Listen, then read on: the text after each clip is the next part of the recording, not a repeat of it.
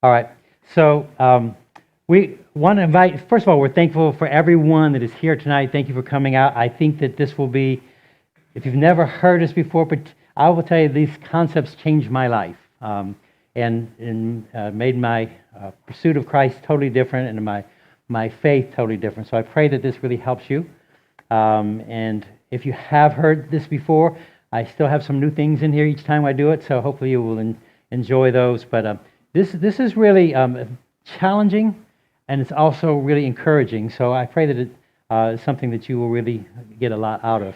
Want to invite each one of you to the Easter service that we will have. It will be Sunday at 10 a.m. is our service. We're going to have a time beforehand for an hour if you want to come, hang out, have some pastries and some coffee, and then we'll start our service at 10 a.m. Also, if you want to stay after this is done, we're going to have a prayer time till midnight. There's going to be a whole bunch of different things that we do and pray about, a lot of them focused in on some of the things we talk about. There'll be times when we pray together in small groups. There'll be times when we pray by ourselves. There's some prayer stations set up. It's a very powerful time of prayer. And also want to mention one thing that we're going to be having a prayer seminar. I mean, not a prayer, a parenting seminar. It needs a lot of prayer for that too. And that's going to be the last Saturday in April. So if you're interested in that, let us know. I will get more information out for this. It's called the Family Playbook, Real Help for Raising Kids in Faith. And that's going to be Saturday, April 25th. Everyone's invited. There's no cost to it. We'd love to have you there. So great. All right. So my background, just a little bit. I've been in leadership in this church since it began. 22 years ago, is it now? Quite a few years ago, and it's been an incredible group of people to work with, and we have a great family of God. My medical background is I'm a family medicine board certified for 38 years or something like that, a long time, and I've been a team physician at Florida State for a long time.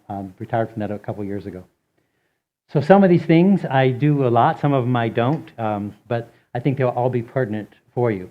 I'd like you, if you would, to turn in your Bibles to 1 Peter chapter 2, verse 21. So there's going to be challenges to your heart. You're going to learn some things about the cross that you don't know. There's some predictions that are made and that are amazing and just help me, after a background of science and zoology and chemistry and medicine, to really realize that this Bible is true. And the predictions that are in it are unbelievable and impossible to happen by chance. So hopefully this is helpful for you. 1 Peter chapter 2, verse 21. I love this section of the Scriptures. I think you'll find it helpful for what we're doing tonight because there are a couple things that I think will make a big difference in how you hear this tonight that I'd like to bring up before we really get into the medical account specifically. In verse 21, it says this, "To this you were called," talking about suffering, because Christ suffered for you, leaving you an example that you should follow in his steps. This is one of the places where we get the "what would Jesus do" concept. He committed no sin, and no deceit was found in his mouth. When they hurled insults at him, he did not retaliate. When he suffered, he made no threats. Instead, he entrusted himself to him who judges justly. He himself bore our sins in his body on the tree, so that we might die to sins and live for righteousness. By his wounds you have been healed. There's three things I want you to really take home from this verse. The first one, it's sometimes, and what I don't want you to do tonight is sit back from a historical perspective and say, that's interesting, or from a medical perspective and say, that's amazing. But what I really want you to do, and I think the Scripture here points this out, is the concept, this is a personal thing. This is not something that Jesus wants you to sit back and look at. He wants it to impact your heart. He wants it to impact your mind. He wants it to impact your faith. And if you notice in this section, it says you, our, and we. It's not, so you're involved with this. Jesus actually died for you, for me, for each one of us. It's personal to Jesus, and he wants us to take it personal. Do not let yourself just hear these things and walk and say, that's interesting, because then you're missing why Jesus did it. So make sure you allow yourself to take it personal. I want you to look at a picture of the cross, the crucifixion. So when you see this crucifixion, I want you to think what comes to your mind, because all of us have seen this before. Maybe not this exact one. Well, what do you think about? Do you look at it as a historical fact? You look and say, that's too bad that happened? What does it do to your heart? And hopefully at the end of this time, we're going to show this again, and hopefully you will see Jesus a little different and a lot more personal in the way that you look at it. The second thing is the concept of suffering. Suffering, we had a sermon on this just recently, and suffering is varying depending on the perspective that you're in. Sometimes you feel like you're suffering if you sit in traffic for too long. Sometimes you feel like you're suffering if they ran out of your favorite food at the grocery store. Obviously, this is not exact, but we complain. What does it take for you to complain? Not very much suffering. So I want you to think about the suffering that's really real. One of the things we do in medicine is we always ask people, what is the pain scale, all right? And I don't like it because it's so variable, and here's one of the reasons I don't like it. I had a patient one time, they were sitting talking to me just like I'm talking to you. And I said, what's your pain level between 1 and 10? And she said, 40. I'm like, that's not even possible. But at 1 to 10, she says, no, it's 40. And she is completely, that is not suffering. That is not pain. Now, that doesn't mean she doesn't have some pain. The pain we're talking about is totally different. I will tell you a story from my life. I got my wife's permission to tell this story again if you've heard it. So there was years ago I've had a lot of surgeries in my life. And this surgery was about 8-hour surgery. They did bone transplants in my knee. It was set up so I couldn't stay overnight, and I couldn't tolerate narcotics. So when I left after the surgery was over, probably 18 hours after it started, I left. They were coming to get me to take me to my wife, and so I couldn't move my leg because it had a nerve block. And so the lady was helping me get into the wheelchair, and she held my leg, and then she just dropped it. I had no power to stop it. I had no narcotics in me. They had split it open in several places. I had bone grafts all over inside of it. That really hurt. Now, where would I put that on the pain scale? I still don't think it matches anything Jesus went through. So it has to be less than a 10. And so when you think about pain, think of it from a different perspective. Think about what it would be like when Jesus talks about suffering. How would it be to be in his shoes? I want you to think about that for a bit. Then the lady took me down to the car, and this time she held my leg as I backed into it in the back seat, and my wife was trying to get me to a hotel where we were going to stay for a few days. And unfortunately, I didn't scoot all the way back in. And I thought I was in. I was hurting too much to have any idea where I was at, really. And she closed the door. And it couldn't close because my foot was still not all the way in. That really hurt. And then, unfortunately, I yelled out. Actually, it just came out of me. And so she opened the door, and I thought she was going to check on me, but she just closed it harder, so it would close all the way. So that's my worst pain that I've ever experienced. And I'm sure you probably have a worse story than that, but I always pick on my wife about that, but it really was partially my fault. I didn't pull all the way in. I want to bring up a couple other things besides physical pain. Emotional pain is hard. And Jesus suffered a lot of emotional pain in this. And some of you have had incredible emotional pain. The pain of broken and betrayed relationships is hard. And hard to let go of. And spiritual pain, the emptiness and loneliness, and the things that Satan does to our heart, is powerful. All of that is part of the suffering, and all of those things are intense things that Jesus went through on the cross. So hopefully you can see those things, is why I bring that up. The third thing is the seriousness of sin. I want you to realize that it is sin that created the suffering of Christ. Mine, yours. What he's doing is he's experiencing the wrath of God against sin. Our sin, your sin, my sin, I should have been there, not Jesus. I remember when I watched The Passion for the first time, and I knew, and I'd even done this account before that, and it was disturbing to me what he was going through, seeing it, and then realizing how much he loved me. Because who would do that for somebody? And so sin does deserve the wrath of God. And when you think about this, remember your sin and my sin are what put Jesus in that position. So I want to begin in the garden. Let's go to Luke chapter 22, verse 39. Luke 22. So Luke, being the physician, is the only one that brings this part of it up. Luke 22, 39. So Jesus is in the garden, and it says this. Jesus went out as usual to the Mount of Olives, and his disciples followed him. On reaching the place, he said to them, "Pray that you will not fall into temptation." He withdrew about a stone's throw beyond them, knelt down and prayed, "Father, if you are willing, take this cup from me." Remember the word cup, we're going to come back to it. "Yet not my will, but your will be done." Again, "Father, if you are willing, take this cup from me. Yet not my will, but yours be done." An angel from heaven appeared to him and strengthened him. And being in anguish. Now, I go back to the concept of suffering. Physically, he wasn't getting hurt at all. But his emotional, his spiritual, his relational pain scale was maxed out. He was in anguish.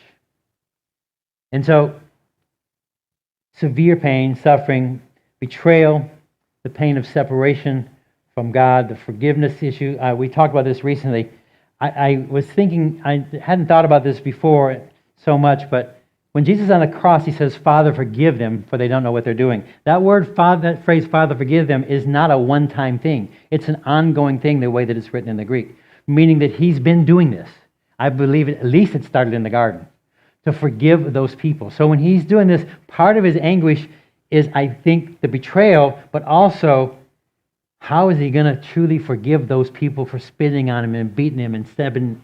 I mean, you step back and you think about it, it's incredible the amount of personal, inside, emotional, spiritual pain he was feeling. So much, though, on a cold night, he's sweating profusely, and he sweats blood. First time I heard that, I'm like, I've never seen that. But it actually has been recorded in the medical history. It's called hematohydrosis.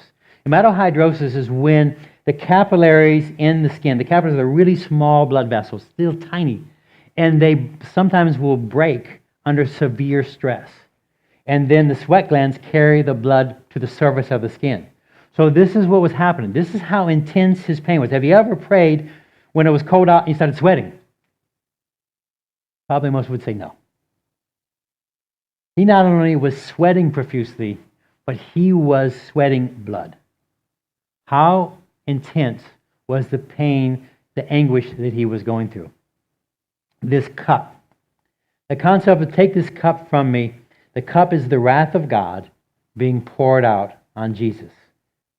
It is the separation, it's the spiritual pain of every sin ever committed in the earth.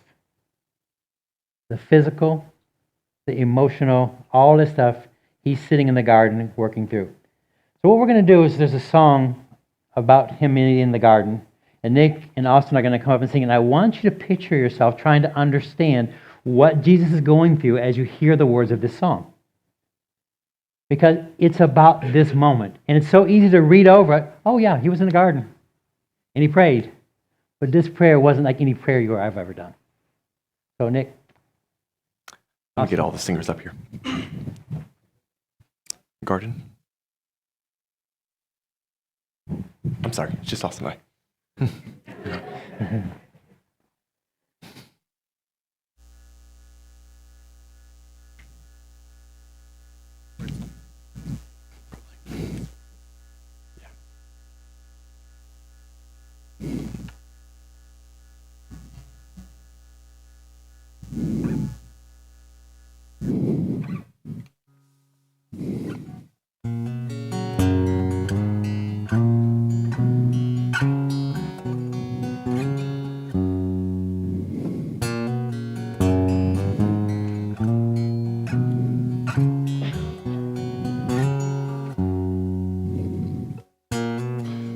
Won't you take this cup from me?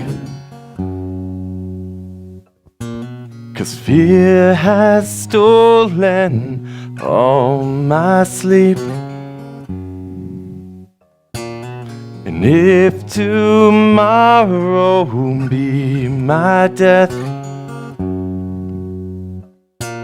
I pray you'll save their soul within.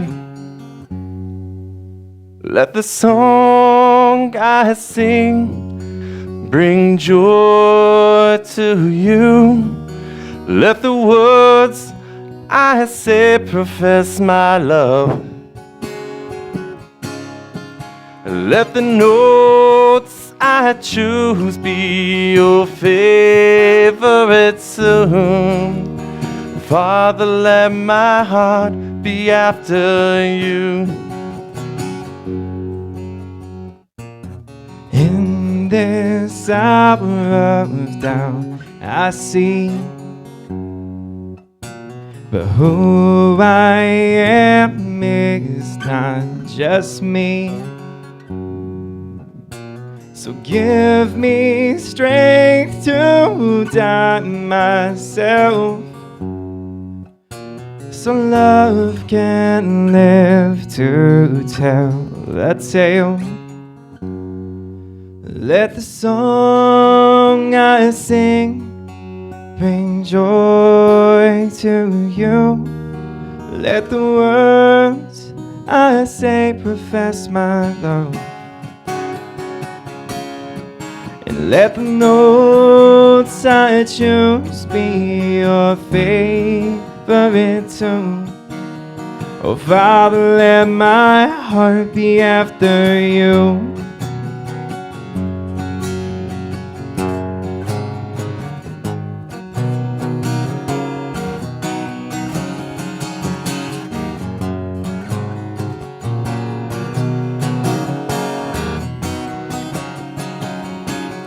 Won't you take this cup from me? 'Cause fear has stolen all my sleep. And if tomorrow be my death, I pray you'll save their soul within. Let the song I sing bring joy to you. Let the words I say profess my love.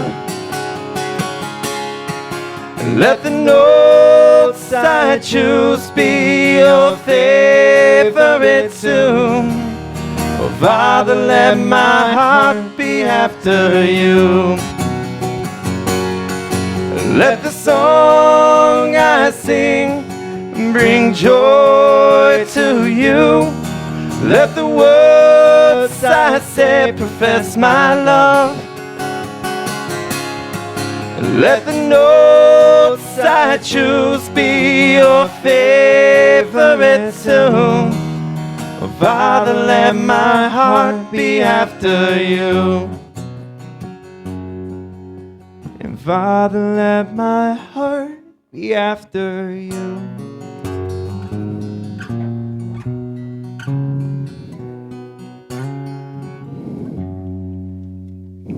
Thanks, guys.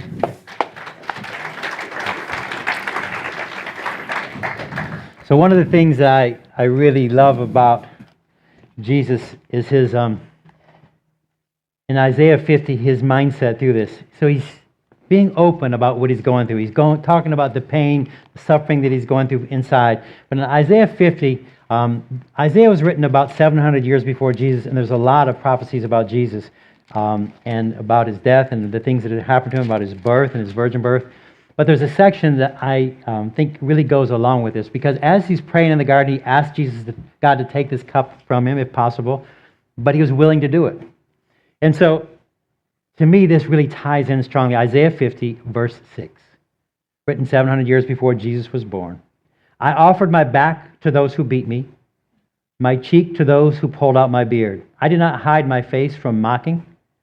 I did not hide my and spitting. Because the sovereign Lord helps me, I will not be disgraced.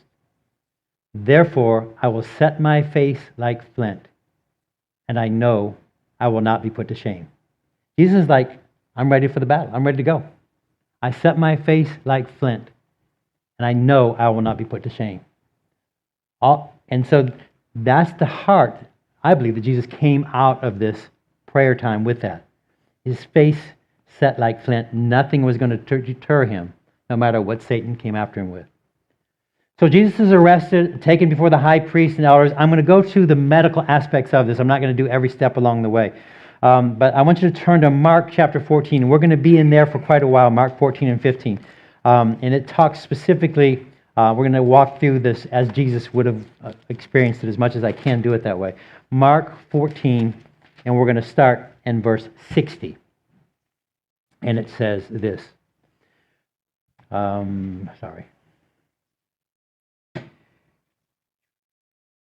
Then the high priest stood up before them and asked Jesus, "Are you going to not answer? What is the testimony that these men are bringing against you?" But Jesus remained silent and gave no answer. So if you want to read further in Isaiah 53, him not answering was also predicted 700 years before he was born. Again, the high priest asked him, "Are you the Christ, the Son of the Blessed One?" "I am. And you will see the Son of Man sitting at the right hand of the Mighty One and coming on the clouds of heaven." The high priest tore his clothes. "Why do we need any more witnesses?" he asked. "You have heard the blasphemy. What do you think?" They all condemned him as worthy of death. Then some began to spit at him. Have you ever had people spit on you? I have. I don't like it. No fun. Makes me not too happy inside. All right. Then this part we don't hear that much about, but it's actually really, really critical to what's going on, I think, in his physical life. They blindfolded him, struck him with their fists, and said, "Prophesy." And the guards took him and beat him. Jesus has multiple beatings in this whole course. It's not just the flogging, which we will get to. But this beating happened, and I'm going to show you a little quick video of what happens when you get hit hard in the face. All right? All right, so if you'll show that.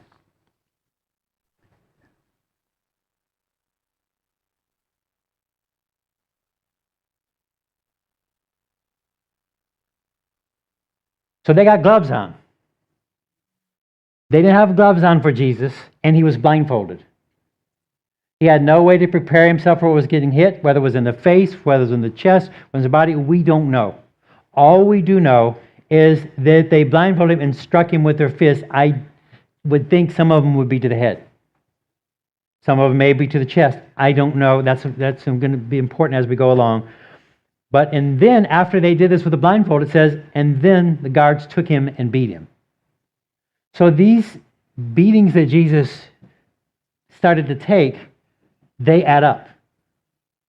I've seen probably the toughest guy I've ever known was a Navy SEAL commander, SEAL Team 6 for years and years and years and years. I saw him get hit in the punch one time in the face, and the fight was over. This was before he was a Navy SEAL, otherwise that wouldn't have happened. But this was a tough guy. And he got hit hard. Getting hit blindfolded with a fist would be really difficult. So Jesus is arrested, and he's taken, So the Mark 15, we're going to keep going, verse 1.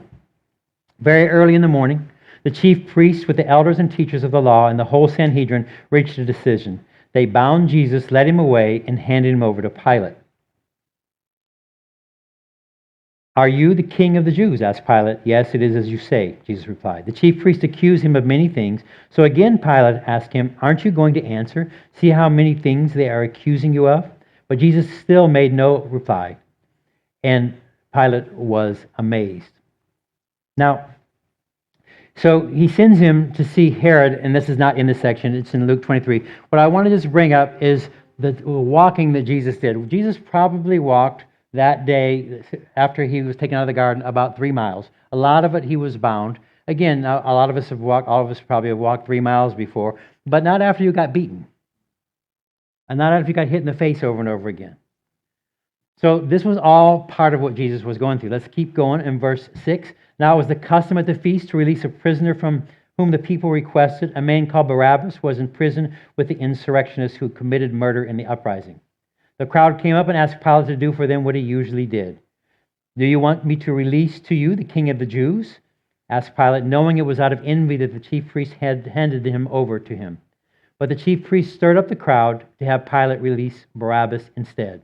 What shall I do with the one that you called king of the Jews? Pilate asked him. Crucify him, they shouted. Why? What crime has he committed? Asked Pilate.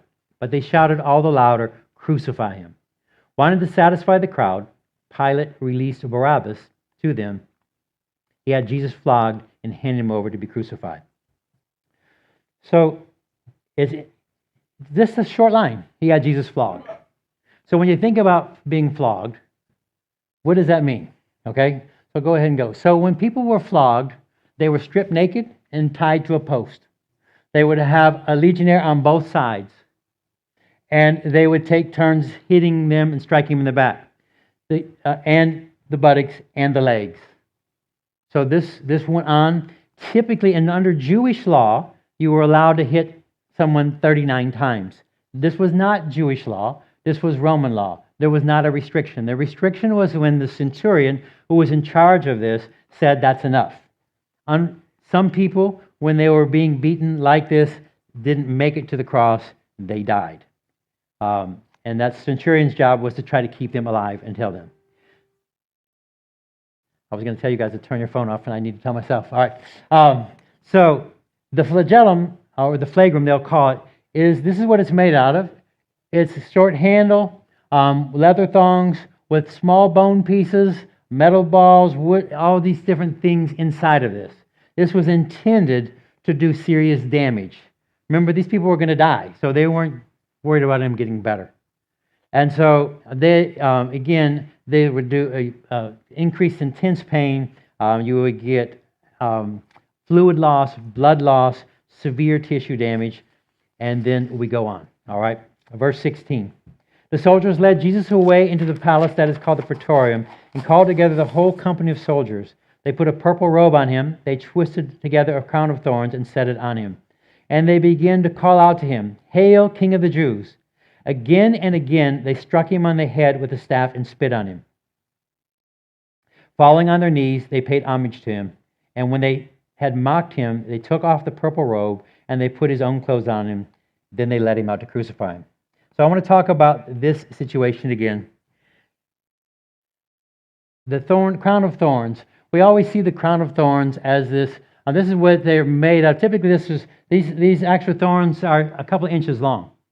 Okay, and these are common things that they would gather up and they would burn as firewood. They were readily there, and so they made a crown of thorns out of this. The problem is the thorn crowns that we typically see. The word is not a crown like we see. It's a peleus, which is the cap of a slave. And so it would go on their head like this. It wasn't just around here. Okay?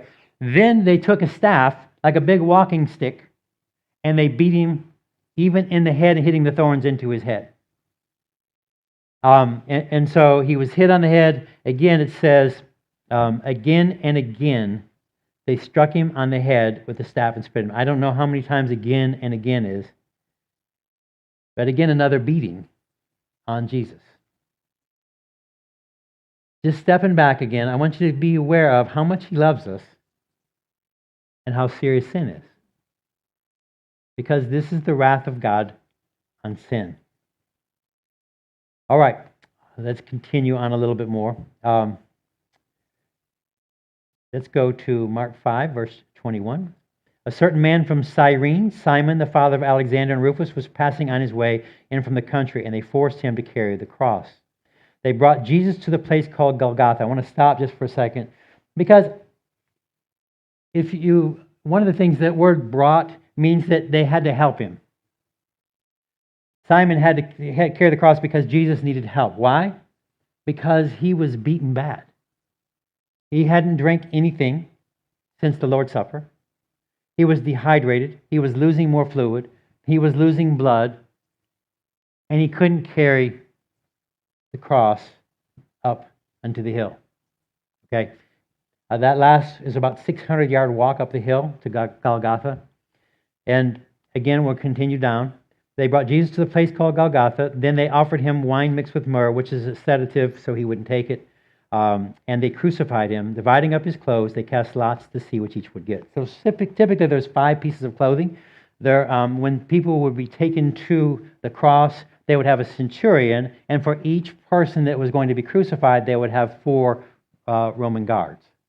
So what's believed is the 4 pieces of clothing, the first 4 were divvied out somehow, maybe by lots also, and then the 5th piece was the more valuable one, and they cast lots for that one. That's going to be really important in a few minutes. It was the 3rd hour when they crucified him. That's 9 a.m.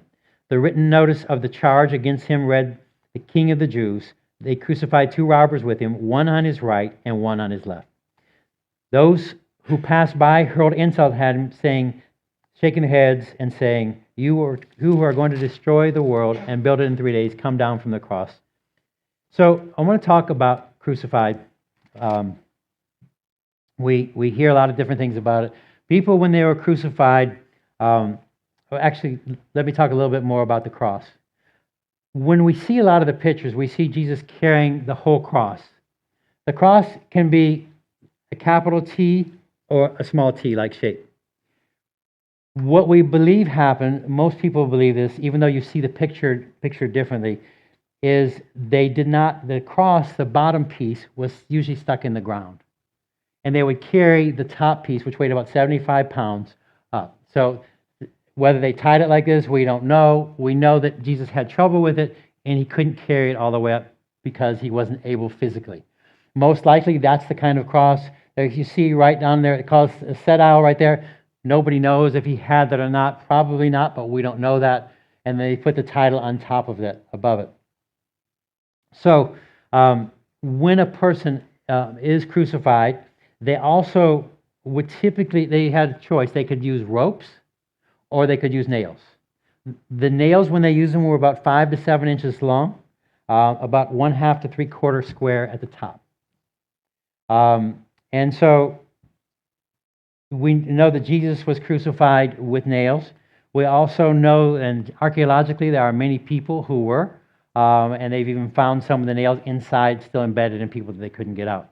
So I want to talk about the hands part first, okay? So here you see this. Now, when you read hands in the Greek in there, it doesn't mean just this part of the hand, okay? So I'm going to use my skeleton here for this. Now, if they did do it with the hand, go back to that last one. So, see, it's not really in the hand. It's most like, you see these 2 bones right here? The nail would go between these 2 bones. And the reason why is because if they put it between the fingers, it would pull out. The only way it could go in the hand, and some people think it may have gone into the hand, which is this part of your hand, which is where that nail is right there in that picture. Okay? Most likely, and most of the time, as far as we know, is they actually put it in here. Depending on how much they hated you, they could slide it up further. So when you pulled up, in order to breathe, to exhale, you had to pull yourself up by the nails. So they found people that have had grooves inside into the bone from the nails sliding back and forth. So depending on where they put it, that would be how much slide that you have. In addition to the nails in the hands, go ahead and go to that next one. So you guys have heard of carpal tunnel. Look where that space is, where that yellow thing is at the very top. That space is typically where they would put the nail. So it would be right next to the median nerve. And so that nerve, every time you would put pressure and try to breathe, or even when it was holding there, you would get the searing pain of nerve pain down into these 3 fingers. All right? So that's probably where they put them. We don't know because none of us were there, but that's typically what would happen. In the feet were nailed between the metatarsal bones, most likely. The metatarsal bones, this guy's really flexible, are these long bones. They look like fingers, but they're not. This is in this spot or right up in the middle of that foot. So right where you see that is the top of the metatarsal bones, and they would go through. The way that they did this, they did not break any bones, unless sometimes there's been a person found who had nails driven through his heel bone, right in here. Jesus did not have that, and we'll say why in a few minutes. Okay. All right. So his feet were nailed in that space that we're talking about. When people were on a cross, the typical way when you're getting crucified is that you suffocate to death. What happens is, in order for you to exhale or to speak, which is exhaling, you have to pull yourself up and push yourself by your feet. So every breath hurts. Okay? The incredible thing is, there's in history, supposedly someone who lived as much as 9 days. People live for hours and days doing this over and over and over again. Jesus only lasted several hours for a lot of different reasons, but this is what this pictures. So when you are down here, you have to, in order to let your air out, you have to pull up and push your body up to be able to exhale or to speak. Jesus speaks 7 times on the cross. Every word hurt. And so when he's pulling up in there, eventually what happens is you can't pull yourself up anymore and you die. I do not believe Jesus died of suffocation, and I'll show you why in a couple more minutes. But Hitler used to do this actually to people. He would hang them up by their hands and not let their feet touch the ground.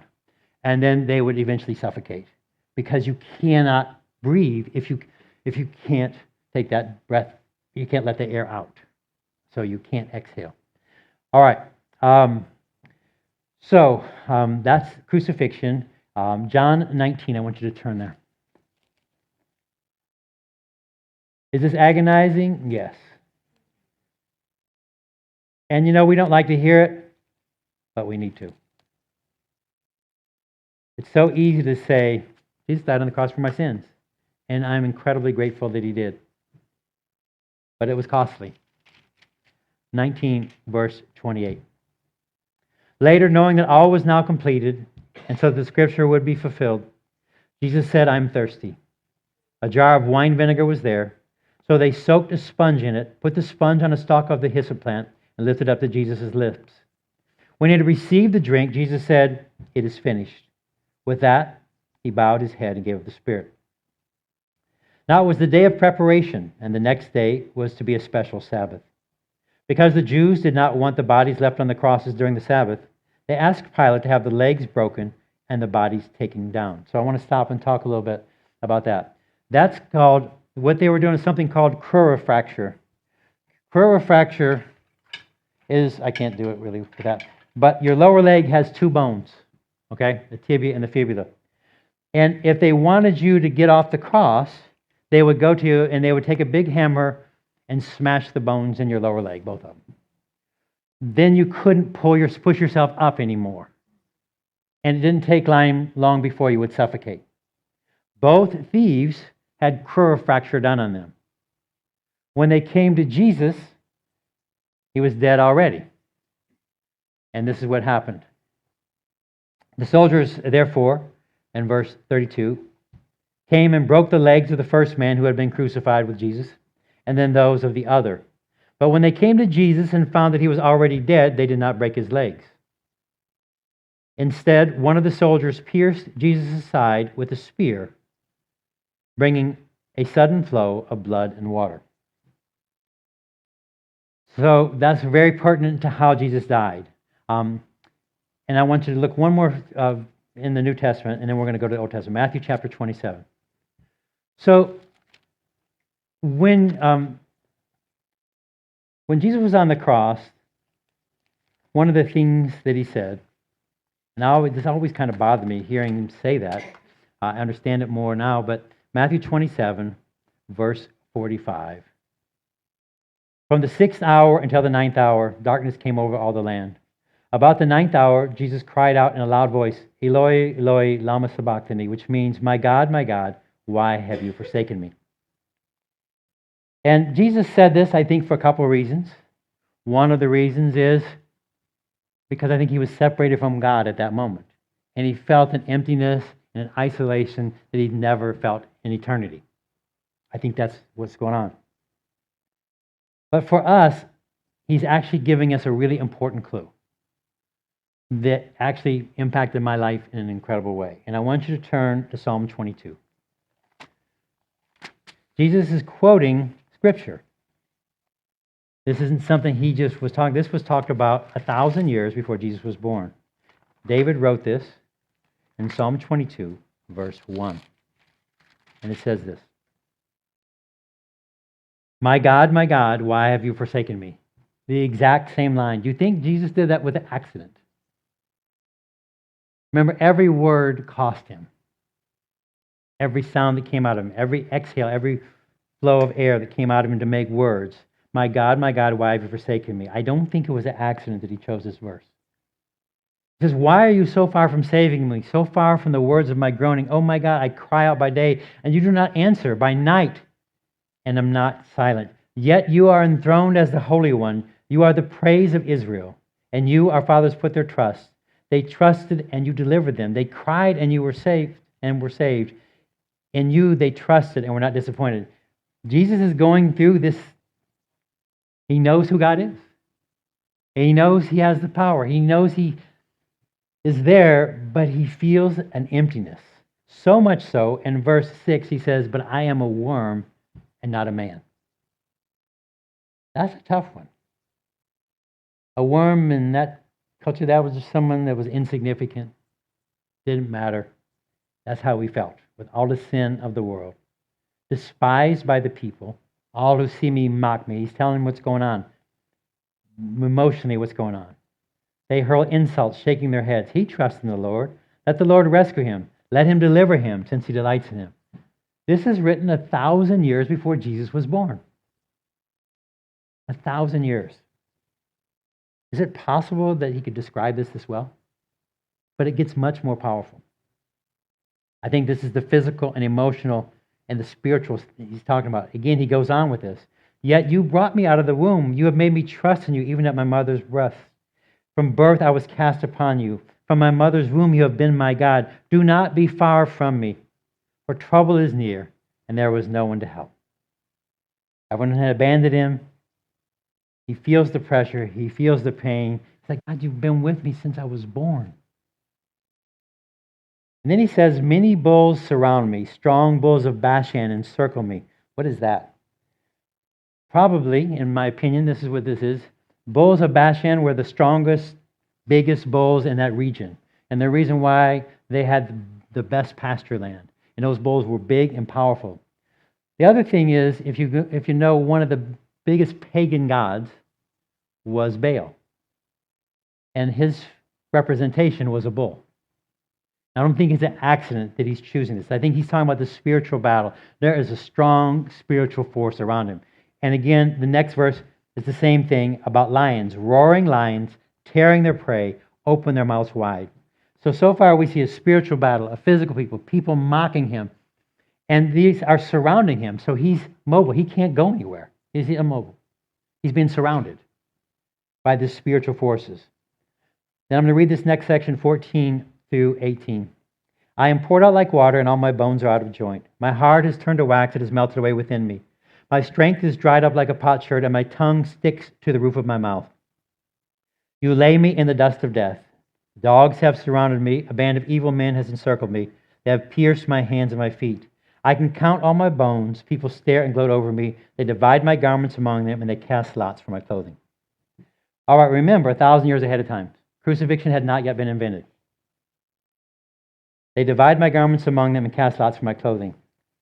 How is it possible that David knew to write that this person that was being surrounded and spiritually, physically, emotionally in a situation, and then they add, they're dividing the garments among them and cast lots for my clothing? What are the odds of that being where Jesus said, go look at Psalm 22 from the cross? I can count all my bones. People stare and gloat over me. The bones thing is really important for two reasons. One is to have a sacrifice, a lamb sacrifice. It was not allowed to have a broken bone.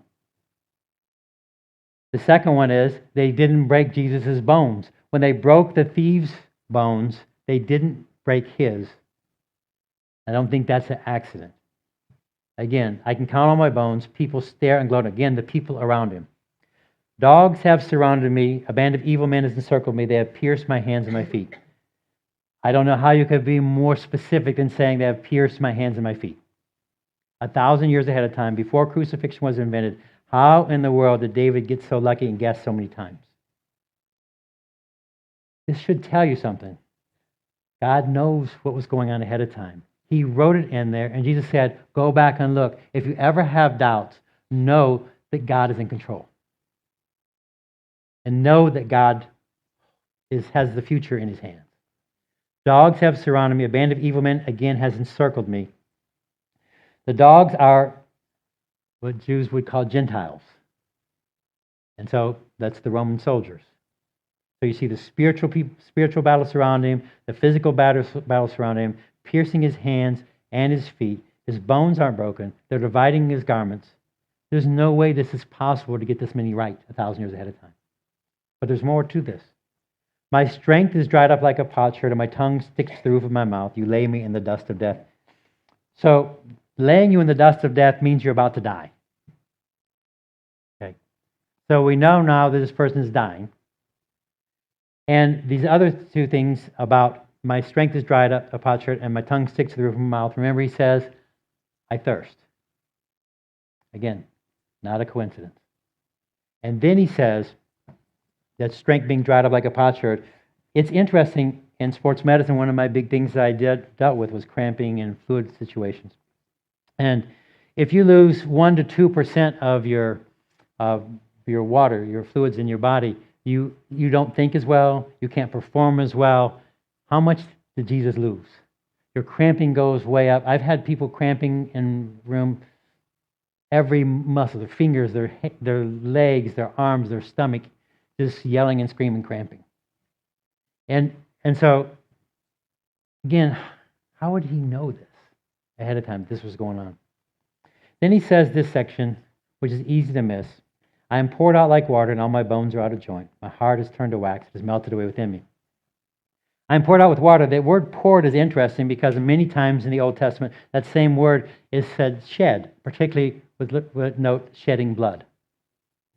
So you think about it, he's shedding blood like water. Again, that's what's happening to him. The thorns, the beating on his back, the blood profuse, the blood loss, very significant. And then he says, all my bones are out of joint. The word, what the word is in Hebrew is their bones are separated, the joints are separated. And imagine you've been held up by nails here, your wrist, your elbow, your shoulder, all those with sublux, especially when you didn't have the muscle strength to hold them, your ribs. You start going through, again, specific medical diagnosis, and David wasn't a doctor. He's describing someone on a cross. And so how did Jesus die? It says, my heart has turned to wax. It has melted away within me. So I've tried to illustrate this in the past, and I have a new idea. I don't know if it'll work. I decided not to fill this with water because I thought I would make a mess and it might not work. But imagine a bag being around your heart. There is. Okay? Pericardial sac. And then the heart sits in there. Now, it's not exactly like this bag. The bag can't stretch. Over time, it's allowed to stretch. But imagine pouring water into this bag. So you got pressure more and more and more. Okay? So go ahead and put that illustration of the heart up there. And so you can see up here, there's this bag right here, this pericardium. And then as it gets filled up with water, over here you see the water, what does it do to the chambers inside? They can't fill with fluid anymore because they're getting squished harder and harder and harder. This sac is getting tighter and tighter and putting pressure on this heart so it cannot fill with water. Cannot fill with blood. So what happens? Your heart melts away within you. Have you ever stuck your hand in wax? What happens? At first, you can move it. But then, after a little while, it's really, really hard to move it, right? That's exactly what happened to his heart. It was able to pump. It was able to take blood in and put it and push it out to your body. But I wonder, as you look at Jesus saying, what made him run out of energy? Remember the beatings that happened? This is known to be caused, if that fluid gets squeezed, it's called cardiac tamponade, meaning the heart is getting squashed tighter and tighter. It can't fill and it can't eject fluid. It slowly gets worse, slowly gets worse. Maybe that's why he couldn't carry the cross. That is why he died faster than they expected. How does it happen? How does it start making fluid? There's two things that can happen. Sometimes people can get an injury and it can bleed inside of it. But if they stuck a spear into a heart that had blood in it, all you would see coming out is blood. If someone stuck a spear in anyone in this room, in the chest, in the heart, no one would get water and blood. It wouldn't happen.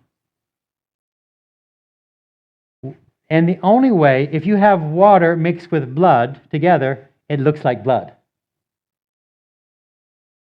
The only way water could be separate from blood, as John describes, is for there to be pressure on that water so it came out not at the same time the blood or not under the same pressure. It had to burst out, water and blood.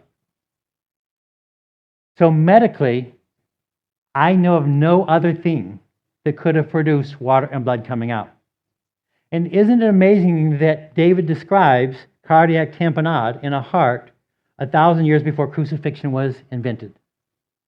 Not 1,000, it was invented before, 1,000 years before he was on the cross, and long before crucifixion was invented.